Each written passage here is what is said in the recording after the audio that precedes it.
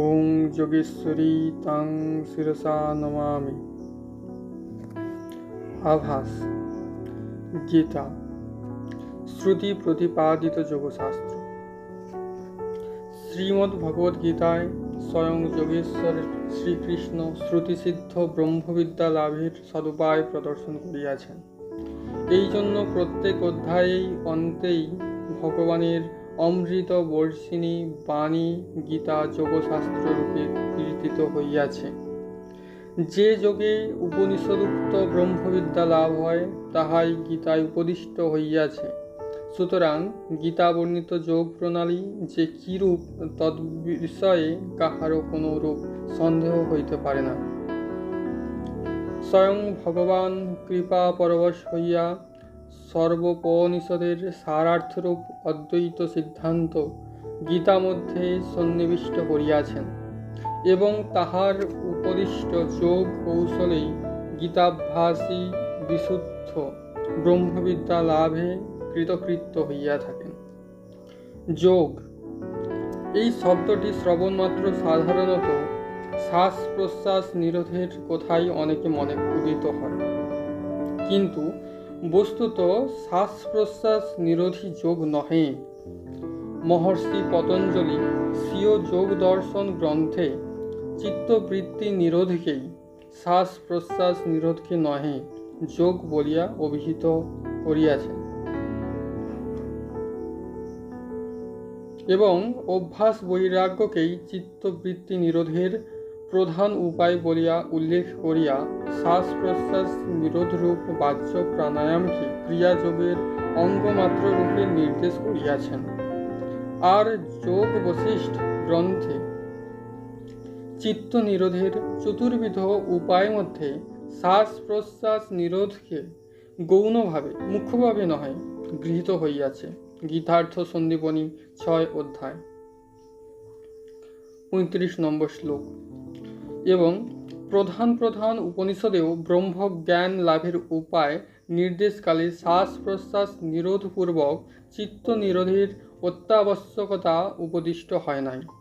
তথাপি কেহ কেহ শ্রুতির সার সংগ্রহ গীতার প্রত্যেক শব্দে ও শ্লোকে কেবল প্রাণায়াম যোগে অথবা চিত্ত নিরোধ মাত্রের অর্থ অনুসন্ধানে বৃথা শ্রম করিয়া চিন্তাকুল হইয়া থাকেন। আচার্য শঙ্কর ও রামানুজাদি ভাষ্যকার এবং শ্রীধর স্বামী প্রভৃতি টিকাকারগণ শ্রুতির অনুসরণপূর্বক গীতার ভাবার্থ ব্যাখ্যা করিয়াছেন। তাহাদের ব্যাখ্যায় উপেক্ষা করিয়া গীতায় কেবল অষ্টাঙ্গ যোগের উপদেশ মাত্র কল্পনা করিলে গীতা পাঠে বিফল মনোরথী হইতে হইবে। সুতরাং কেহ যেন যোগের নামে বৃথা ভ্রমে পতিত না হয়। অষ্টাঙ্গ যোগে গীতোক্ত কর্মযোগের অবান্তর অঙ্গমাত্র। ভগবান যে সনাতন যোগমার্গের উপদেশ করিয়াছেন তাহাকে পতঞ্জলি প্রণীত বা গোরক্ষনাথ কথিত ক্রিয়াযোগের বাহ্যত একটি ক্ষুদ্র অঙ্গবিশেষ মনে করা বিষম ভ্রম। চিত্তবৃত্তির নিরোধ যোগের মুখ্যার্থ হইলেও গীতায় ব্রহ্মজ্ঞানী যোগের লক্ষ্যার্থরূপে উপদিষ্ট হইয়াছে। গীতা শ্রুতিসিদ্ধ ব্রহ্মবিদ্যার উপদেশপূর্ণ বলিয়াই ইহা যোগশাস্ত্র। যোগ দর্শনাদিতে চিত্ত নিরোধের কয়েকটি মাত্র উপায় নির্দিষ্ট হইয়াছে, কিন্তু গীতায় ভগবান চিত্তের সকল বৃত্তিকেই নিষ্কাম উপাসনা ও জ্ঞানের অনুগত করিয়া মনুষ্য মাত্রকেই ভক্তিভাবে তন্ময় হইবার জন্য অপূর্ব যোগ কৌশলের উপদেশ প্রদান করিয়াছে। গীতোক্ত যোগের প্রধান লক্ষ্য ভগবানের শরণাগতিরূপ পরম পুরুষার্থ সহ ভগবৎ প্রেমে তন্ময়তা লাভ। এই ব্রাহ্মী স্থিতি বা পরমা শান্তি শোক মোহ নাশের অমোঘ মহৌষধ। কেবল চিত্ত নিরোধ বা প্রাণায়ামাদি রূপ ক্ষুদ্র ক্ষুদ্র সাধনাগুলি গীতা শাস্ত্রের লক্ষ্য নয়। ভগবানের শরণাগতি ব্যতীত প্রকৃত বৈরাগ্যের উদয় হয়ই না। এবং বিবেক বৈরাগ্যহীন চিত্ত কোনো উপায়ে নিরুদ্ধ হইলেও তাহাতে ভগবৎ সাক্ষাৎকারের আশা নাই। সুতরাং লক্ষ্যস্থানে যাইতে না পারিলে যোগের আনুষঙ্গিক অঙ্গগুলি দ্বারা কাহারও পরমাসিদ্ধি ভগবানে তন্ময়তা লাভ হইতে পারিবে না। এই জন্য গীতায় ভগবৎ উদ্দিষ্ট ব্রহ্মবিদ্যা লাভের উপযোগী যোগের প্রতি গীতাধ্যায়ী লক্ষ্য স্থির করা আবশ্যক। শ্রীমৎ শ্রীকৃষ্ণানন্দ স্বামী মহোদয় গীতার ব্যাখ্যায় ঈশ্বর প্রণিধানপূর্বক ভগবৎ চারণা গতি সর্বোচ্চ সাধনা বলিয়া সিদ্ধান্ত করিয়াছেন। বিবিধ নিষ্কাম কর্ম ও যোগাঙ্গাদির অভ্যাস চিত্তশুদ্ধিরই কারণ। শুদ্ধ চিত্ত ব্যক্তিরই সংসারের সমস্ত আসক্তি ত্যাগ করিয়া অনন্যভাবে ভগবানের শরণাগত হইতে পারে এবং তাহারই নির্মল হৃদয়ে ভগবানের নিত্য জ্ঞান স্বরূপ প্রকাশিত হইয়া থাকে। মনুষ্য জীবনে ভগবৎ সাক্ষাৎকারের জন্য গীতোক্ত উপদেশে নিবৃত্ত ধর্মের প্রতি লক্ষ্য থাকিলেও বাসনাকুল মনুষ্যগণ যতদিন প্রবৃত্তিপরায়ণ থাকিবেন ততদিন তাহাদের নিষ্কামভাবে শুভ কর্মের অনুষ্ঠান করা একান্ত কর্তব্য। এই জন্য শাস্ত্রবিহিত উপায়ে ঈশ্বর প্রত্যর্থ কর্মানুষ্ঠানের জন্য ভগবান ভুয়ো ভুয়ো উপদেশ করিয়াছেন। জগতের কর্মাধিকারী মানুষই অধিক, কিন্তু ভগবত ভক্তি এবং ভগবত সাক্ষাৎকার লাভই মনুষ্য জীবনের একমাত্র লক্ষ্য। যততামপি সিদ্ধানাং কুস্মিনাং বেত্তি তত্ত্বতঃ 7:3। সহস্র প্রযত্নকারীদের মধ্যে কেহ হয়তো আমার স্বরূপত বিদিত হয়। এখানে আমার বলতে পরমেশ্বরের কথা বলা হইয়াছে। এবং বহুনাং জন্মনামন্তে জ্ঞানবানং মা প্রপদ্যতে, মনুষ্য বহু জন্ম অতিক্রম পূর্বক জ্ঞানবান হইয়া আমাকে প্রাপ্ত হয় ইত্যাদি ভগবদুক্তি দ্বারা ভক্তিপূর্বক উপাসনার আয়াসাধ্যতা ও আত্মজ্ঞানের দুর্লভতা সূচিত হইলেও ভগবত ভক্তি ও জ্ঞানী মনুষ্য জীবনের পরম শান্তি দানে সমর্থ। নিষ্কাম কর্ম দ্বারা ভক্তি ও জ্ঞানে অধিকার মাত্র লাভ হইয়া থাকে, কিন্তু কর্ম শান্তি দানে সমর্থ নহে। কর্ম শান্তি পথের প্রথম সোপান, বহিরঙ্গ সাধন মাত্র। উহার পরেও ভক্তি ও জ্ঞান লাভের জন্য অন্তরঙ্গ সাধনের আবশ্যকতা আছে। কর্ম দ্বারা ইহলোকের ও পরলোকের অস্থায়ী কল্যাণই সাধিত হয়। উহা ভগবৎ প্রেমের অভিন্ন জ্ঞানই সর্বদুঃখ নিবারণ বা নিত্য সুখ দান করিতে পারে না। প্রবেশিকা পরীক্ষা সহজসাধ্য ও সকলের অধিকারায়ত্ত হইলেও তাহাই বিদ্যা শিক্ষার পরিসমাপ্তি নহে, এবং বিশ্ববিদ্যালয়ের সর্বোচ্চ পরীক্ষা অত্যল্প লোকেরই সাধ্যায়ত্ত হইলেও উহাই প্রত্যেকের লক্ষ্যস্থানীয় হওয়া উচিত। এইরূপ কর্মবহুল প্রবৃত্তি মার্গ সহজ ও সার্বজনিক হইয়া সত্য বটে, কিন্তু নিষ্কাম কর্মসাধনের পর চিত্তশুদ্ধি হইলে দৈহিক বহিরঙ্গ কর্মাত্যাগ পূর্বক অন্তরঙ্গ সাধনাভ্যাসের নিমিত্ত সন্ন্যাসী শ্রেয় সাধনের সম্যক উপায়। নিষ্কাম কর্মসাধন দ্বারা চিত্ত শুদ্ধ না হইলেও কাহারও ভক্তি ও জ্ঞানের লাভের আবশ্যকতা উপলব্ধি হইতে পারে না, অথবা ভক্তি ও জ্ঞানের প্রকৃত রহস্য ভেদ করিবারও সামর্থ্য জন্মে না।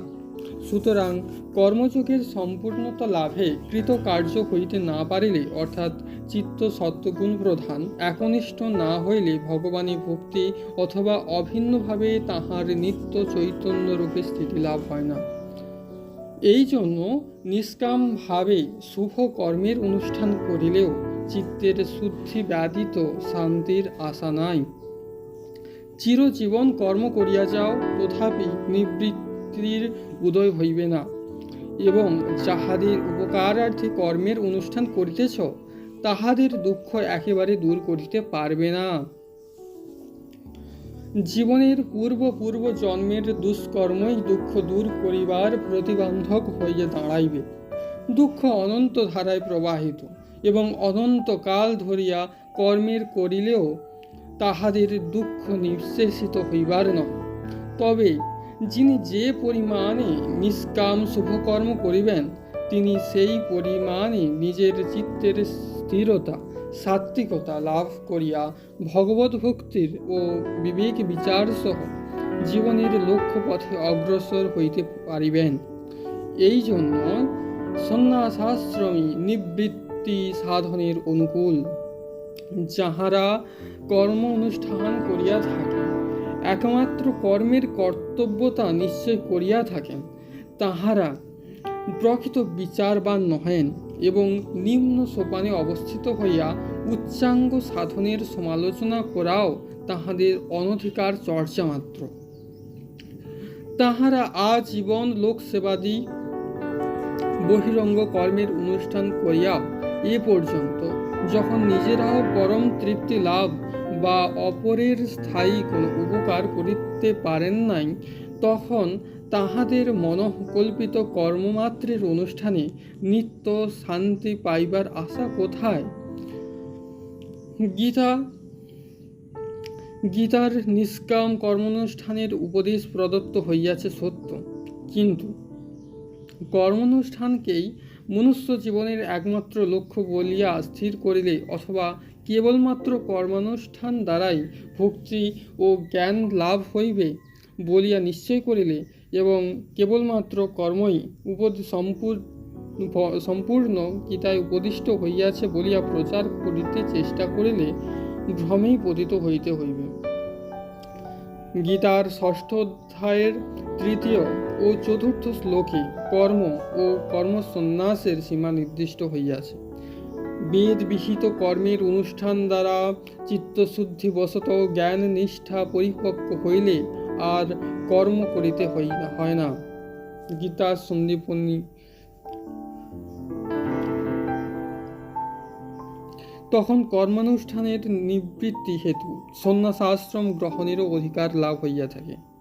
তদ্বত মহাপুরুষেরা লোকের কল্যাণার্থে যে সমস্ত কর্মের অনুষ্ঠান করেন, তাহা অজ্ঞান জনের ন্যায় কর্তব্য বোধে করেন না এবং শাস্ত্রের বিধিনিষেধ সূচক আদেশ ব্রহ্মজ্ঞ পুরুষের প্রতি প্রযুক্ত হইতে পারেন না। ভগবান শ্রীকৃষ্ণ স্বয়ংই বলিয়াছেন, ন মে পার্থাস্তি কর্তব্যং ত্রিষু লোকেষু কিঞ্চন। ত্রিলোকের মধ্যে আমার কোনোই কর্তব্য নাই। তিনি জীবের কিরূপে পরম কল্যাণ হইবে তাহা নিশ্চয় রূপে জানেন বলিয়া দেশ কালানুসারে নিজ আদর্শে ও উপদেশের জীবের প্রকৃত হিত সাধন করিতে পারেন, কিন্তু অজ্ঞান মনুষ্য ভগবানের ন্যায় কর্ম সাধনে সমর্থ নহে। তাহাকে কর্তব্য বোধেই কর্ম করিতে হয়। জনকাদি জ্ঞান লাভের পর লোক সংগ্রহার্থে কর্ম করিয়াছিলেন। তাহারাও কেবল কর্মের দ্বারাই ভক্তি বা জ্ঞান লাভ করিবার চেষ্টা করেন নাই।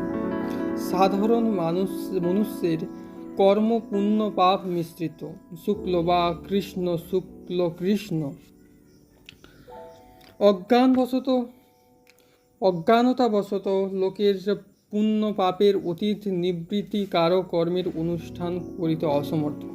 কেননা তাহারা রাগ দেশাদিতে শূন্য নহে।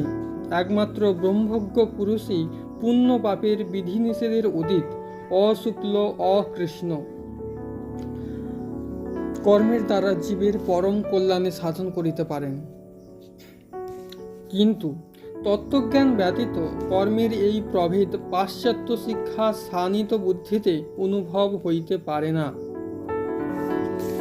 অজ্ঞানগণ মনোবিলাসের দ্রব্য ব্যতীত রতি, তৃপ্তি বা তুষ্টি লাভ করিতে পারেন না। অজ্ঞান মনুষ্যকে শাস্ত্রবিহিত উপায়ে নিষ্কাম কর্মের অনুষ্ঠানপূর্বক চিত্তশুদ্ধি দ্বারা ভক্তি ও জ্ঞান লাভ করিতে হইবে। চিত্ত শুদ্ধ হইলেই ভক্তি ও বৈরাগ্যের বিকাশ হয় এবং আত্মজ্ঞান লাভ হইয়া থাকে। শ্রীমৎ পরিব্রাজকাচার্য শ্রীকৃষ্ণানন্দ স্বামী মহোদয় গীতার অবতারণিকা মধ্যে নিষ্কাম কর্ম, উপাসনা ও জ্ঞান লাভের ক্রম যথাযথ বিস্তৃতভাবে প্রতিপাদন করিয়াছেন এবং বিষয়াসক্তি নিবৃত্তিপূর্বক ভগবৎ সাক্ষাৎকারের জন্য যে সন্ন্যাসাশ্রম গ্রহণের আবশ্যকতা আছে তাহাও অবতারণিকা মধ্যে এবং গীতার ব্যাখ্যাকালে বিভিন্ন স্থানে প্রদর্শন করিয়াছেন। যাহারা কেবল প্রকৃতি মার্গের প্রশংসায় আত্মহারা হইয়া নিবৃত্ত মার্গের শ্রেষ্ঠতা স্বীকার করিতে বিস্তৃত হইয়া যান, যাহারা নিষ্কাম কর্মই মনুষ্য জীবনের একমাত্র সাধন স্থির করিয়া ভক্তি ও জ্ঞান লাভের অন্তরঙ্গ সাধনসমূহকে উপেক্ষা করিয়া থাকেন, তাহারা আর্য শাস্ত্রের একাংশ মাত্রই ব্যাখ্যা করেন বলিতে হইবে। তাহাদের ঈদৃশ্য উপদেশ পাশ্চাত্য শিক্ষার ফলমাত্র। উপনিষদোক্ত গীতোক্ত ব্রহ্মজ্ঞান কেবল কর্মের দ্বারা লাভ করা যায় না। ভক্তি সাধনের প্রধান অঙ্গ ভগবৎ শরণাগতি অভ্যস্ত হইলে স্বতই বিষয় বৈরাগ্য ও সন্ন্যাস গ্রহণে আগ্রহ হইবে। চতুর্থাশ্রম সন্ন্যাসে প্রকৃত অধিকার অল্প লোকেরই হইয়া থাকে সত্য, কিন্তু ব্রহ্মজ্ঞান লাভের জন্য সন্ন্যাসের আবশ্যকতা অস্বীকারপূর্বক কেহই গীতা ব্যাখ্যা করিলে তিনি শ্রুতি সিদ্ধান্তের আর্য মর্যাদা এবং গীতোক্ত ভগবৎ বাক্যের বিকৃতার্থ প্রচার করিতেছেন বলিয়া অত্যুক্ত হইবে না। ভগবান 1300 অধ্যায়ের 11 শ্লোকে বিবিক্ত দেশ সেবিত মতির্জন সংসদি, 1800 অধ্যায়ের 52 শ্লোকে বিবিক্ত সেবী লঘবসা যত বাক্যায় মানস ইত্যাদি বচনে জ্ঞান ও ভক্তি লাভের জন্য যে সমস্ত সাধনাভ্যাসের উপদেশ দিয়াছেন তাহা একমাত্র সন্ন্যাসের জীবনেই সম্ভব।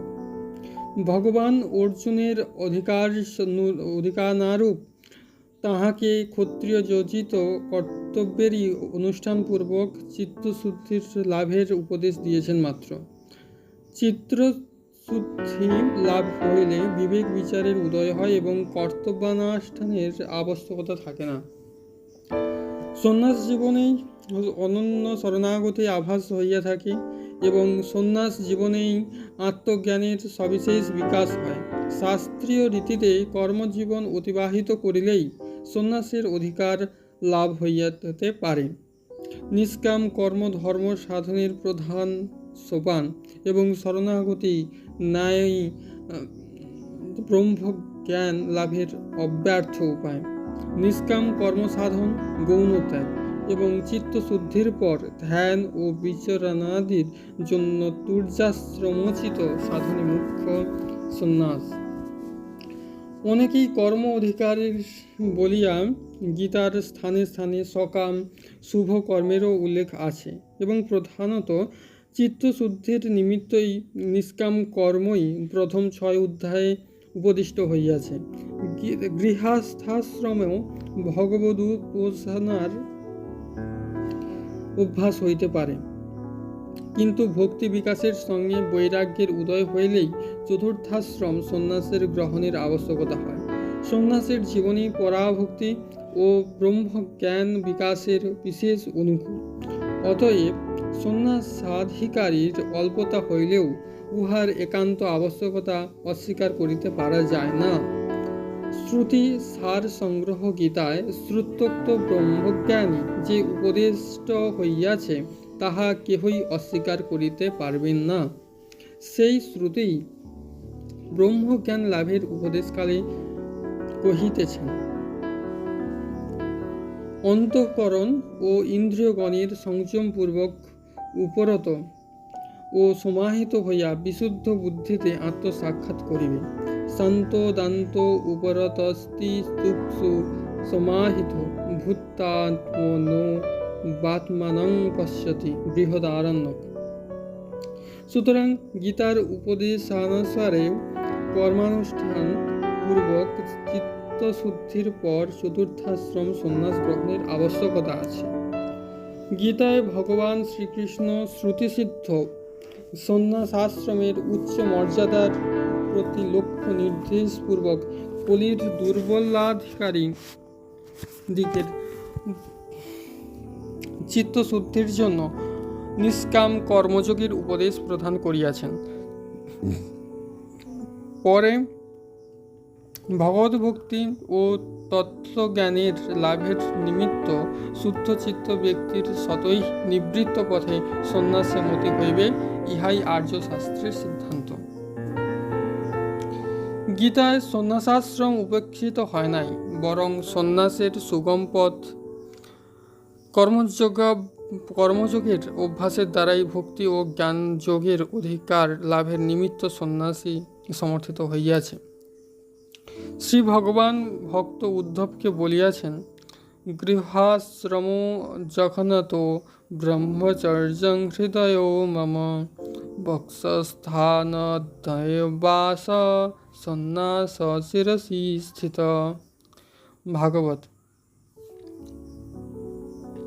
আমার কুটিদেশ হইতে গৃহস্থশ্রম, আমার হৃদয় হইতে ব্রহ্মচর্যাশ্রম এবং আমার বক্ষস্থল হইতে বানপ্রস্থাশ্রম উৎপন্ন হইয়াছে, এবং আমার মস্তকে সন্ন্যাসাশ্রম অবস্থিত। ইহাতে কি অন্যান্যশ্রম অপেক্ষা সন্ন্যাসাশ্রমের শ্রেষ্ঠতা এবং জ্ঞান লাভের জন্য সন্ন্যাসের অত্যাবশ্যকতা প্রতিপাদিত হইতেছে না? সন্ন্যাসাশ্রমে যে ভক্তির পরাকাষ্ঠা ও জ্ঞানের পূর্ণতা লাভ হইয়া থাকে, ইহা স্বতঃসিদ্ধ সত্য। পাশ্চাত্য জ্ঞান সম্পন্ন ব্যক্তি যাহা কর্ম বলিয়া স্থির করিয়াছেন, তাহা কেবল ইহলোকের হিতকর। তাহা নিষ্কামভাবে অনুষ্ঠিত হইলেও নিবৃত্তির অনুকূল সাত্ত্বিকতার বুদ্ধি করিতে পারে না। শাস্ত্রবিহিত কর্ম নিষ্কামভাবে অনুষ্ঠান না করিলে ভগবান ও জ্ঞান লাভের অধিকার জন্মে না।